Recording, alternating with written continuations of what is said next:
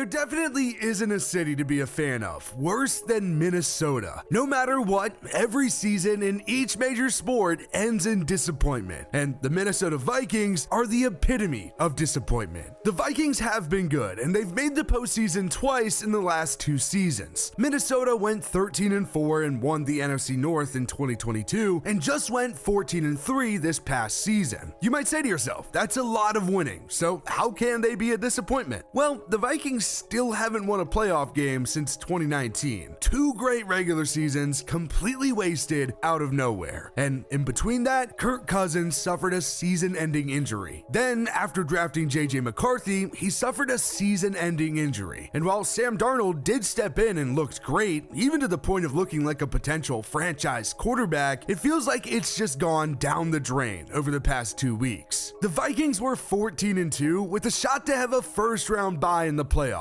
but Darnold, and really the entire offense, was awful in back-to-back weeks. Minnesota lost to the Lions to have to play in the wild card and followed it up with an embarrassing loss to the Rams on Monday. Nothing seems to go right for the Vikings in the postseason, and now it leaves a lot of really tough questions for 2025. It's pretty insane when you think about it, but the Vikings just played an entire season and only lost to 2 teams. Minnesota went 14-4. They lost to the Lions twice in the regular season, including to lose the division, and lost to the Rams twice, including in the wild card. Minnesota won every other game, and it's pretty outrageous when you think about it. The Vikings started off 5-0 and then had an early bye, but after the bye, they lost to the Lions 31-29 and then to the Rams 30-20 on the road. It was a quick slide to 5-2, and then Minnesota just didn't lose again for a while. 9 straight victories to set up a huge matchup at Detroit for the NFC North Championship. And it's safe to say that the Vikings struggled. It was the beginning of the end. Darnold had a pretty rough outing, going just 18-41 for 166 yards. Justin Jefferson had just 54 yards on 3 catches. So now, in the biggest 3 games of his pro career, Jefferson just hasn't been that great. Now, the worst part is Jared Goff didn't even play well on the other side, tossing 2 picks. But it didn't matter because Minnesota couldn't even find the end zone. Jahmyr Gibbs just went off and had 4 touchdowns for the Lions, and Jake Bates hit 1 field goal. But for Minnesota, the only one who did any scoring was Will Reichard, who had 3 field goals in the game. It truly was embarrassing, but it all could have been forgotten if the Vikings won the wild card. Dan Campbell even told Kevin O'Connell after the game that he'd see him in 2 weeks, basically saying that the Vikings and Lions would play in the divisional. There's now a lot of talk about how the Rams used that as fuel and made sure that it wasn't the case, but I don't think people quite get that the Commanders winning essentially ruined any shot of that from the start. Even if the Vikings beat the Rams, Minnesota would have had to play the Eagles. Washington beating the Buccaneers got rid of any potential of a divisional matchup between the Vikings and Lions. But the 2 theoretically could have played in the NFC Championship, but of course, the Vikings couldn't even get past the Rams. And frankly, it wasn't particularly close. The Vikings looked like the far inferior team.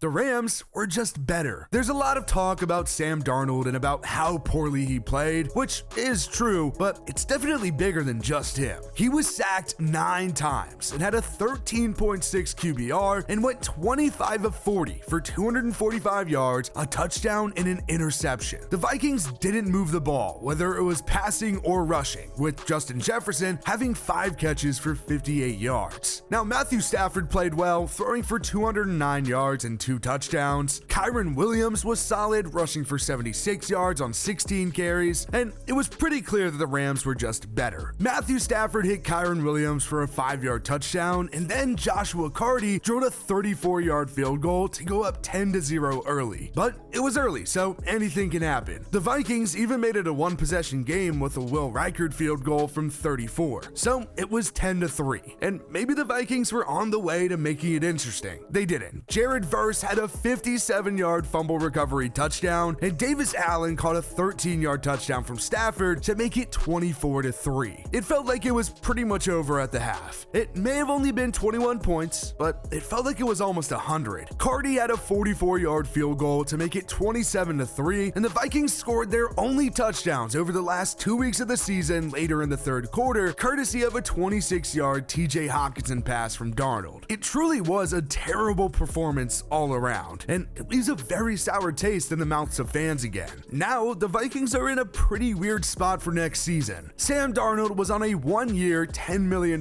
contract as the bridge quarterback. The Vikings needed someone after cutting Kirk Cousins loose, and clearly Minnesota timed it well because Kirk was awful for the Falcons and even got benched for Michael Penix Jr. But meanwhile in Minnesota, Darnold played really well. Sure, it went absolutely terrible at the end, but it's hard to overlook what he did for most of the regular season. He wasn't necessarily why the Vikings went 14-3, but he sure did play a big role. He ended up throwing for 4,300 yards, 35 touchdowns, and 12 interceptions. It was absolutely a career year for him. Darnold is a talented guy. He might not be elite or even close, but he is good. Definitely good enough to get a big contract from somewhere else. Darnold can be a good quarterback if he's on a good roster or even just a competent organization. He didn't work out with the Jets or the Panthers, but that's okay because nobody does, not even Aaron Rodgers. It's hard to win with bad franchises. He got to sit for a season in San Francisco and then he played the best he ever had in Minnesota. And I don't think that's by coincidence. I truly think it's a testament to just how good Kevin O'Connell is. He is legit probably a top 3 coach in the NFL. He is that good, and the Vikings should be fine for the future. But now, there's a weird decision to make. I honestly doubt that Darnold was supposed to be the long-term starter either way. He was clearly supposed to be the bridge quarterback and start with week 1, but he ended up starting the whole season because JJ McCarthy got hurt. When a team drafts a quarterback in the first round, especially as high as number 10 like Minnesota did, he is supposed to be a franchise quarterback. McCarthy won a national championship at Michigan and knows what it's like to win. There are good pieces around him to succeed in Minnesota, and I have no doubt that KOC can get the most out of him. Justin Jefferson, Jordan Addison, TJ Hockenson, Aaron Jones, the Vikings are talented. And not to mention that Brian Flores is an absolute menace if he's even still there and not a head coach next season. Minnesota has a good future as long as KOC is there, but a big decision has to be made at quarterback. And as for the Rams, how the hell does Sean McVay keep winning, bro? No first round picks, bad cap situation, it doesn't matter. Sean McVay will win. The Rams continue to draft well and just win games. It really looked like the Rams were dead in the water at one point. Remember that there were those rumors about Cooper Kupp getting traded after the Rams started the season 1-4 with some bad losses to the Cardinals and Bears too. It really sounded like it was time to tear it all down and actually start the rebuild. But the Rams have held that off for a minute and they regrouped at a week 6 bye. The Rams then won 3 straight out of the break and soon after sat at 5-6. Luckily, the NFC West was weaker, which helped a lot, but the Rams still had to get hot and go on a run, and they did just that. The Rams went on to win 5 straight to go from 5-6 to 10-6, and they snuck their way into the postseason. They did lose in week 18 to the Seahawks while resting some starters, but if the Rams won that game, they would have actually had to play Washington instead of Minnesota. The Commanders ended up winning against the Buccaneers, so maybe the Rams really did make the right call. And now the Rams are just 2 wins away from another Super Bowl appearance. But safe to say it won't be easy at all. The Rams go on the road to face the Eagles, who, by the way, have just been incredible and should match up really well. Then, even if they get through Philadelphia, the Lions will likely be waiting in the NFC Championship, as long as Washington doesn't pull off some more Jaden Daniels magic. But what an absolutely incredible turnaround for the Rams. But on the contrary, it's another bad collapse for the Vikings. Even without Kirk Cousins, and no matter how often the quarterback or head coach changes, Minnesota still finds a way to come up short. Just like in 2022, it's the same story. Good regular season, but failure once the postseason rolls around. And now, the Vikings have a huge decision to make at quarterback between paying Sam Darnold or turning the page to JJ McCarthy.